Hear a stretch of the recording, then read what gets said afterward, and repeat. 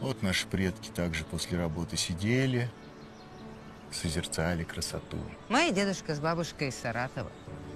Это уже отец переехал в Москву, отслужил в армии, маму забрал, так здесь и остались жить. Да я не про конкретно наш.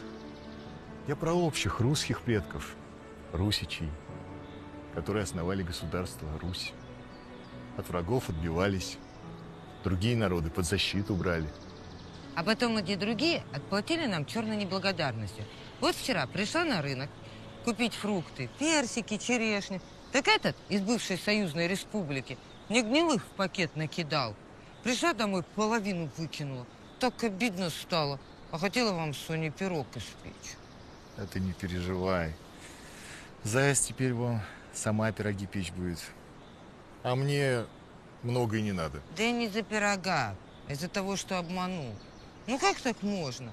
Мы русским всегда помогаем.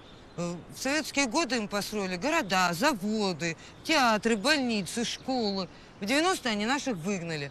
Так не могут без русских жить. Снова приперлись в Россию на заработки. И нет, чтобы жить по совести. Все время пытаются нас обмануть. Ну так совесть. Совесть – это качество русского человека. Вот смотри, что я прочитал у одного английского геолога и путешественника Родрика Импи Мерчисона. Он много путешествовал по России в начале 19 века и понял русский код. Да. Подожди, сейчас найду. Надо дословно прочитать. Своими словами не прискажешь. Так. Вот. Слушай, даже если Россия расширяет свои владения за счет сопредельных колоний, в отличие от остальных колониальных держав, она отдает этим своим новоприобретениям больше, чем берет от них. И не потому, что ею движет некая филантропия или что-то в этом роде. Изначальные устремления всех империй мало разнятся, но там, где появляется русский человек, все чудесным образом получает совсем иное направление. Выработанные у восточных славян еще с дохристианских времен нравственные нормы не позволяют русскому человеку насиловать чужую совесть и посягать на имущество ему по праву не принадлежащее. Чаще из коренящегося в нем неистребимого чувства сострадания он готов отдать свою последнюю рубашку, чем у кого-то отнять ее. О, как сказал. Ага, ничего себе. Как верно описан русский код.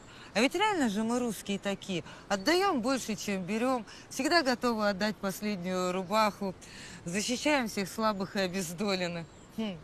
Даже не верится, что это сказал англичанин, представитель самой лживой нации. Ну так может он пока путешествовал по России, проникся русским духом. Обрусел.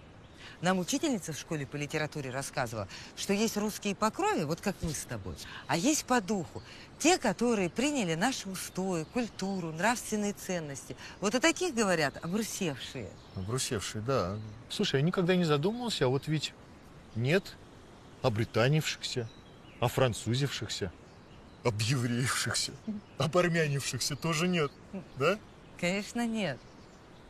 Потому что все хотят быть русскими. А почему? Потому что мы хорошие.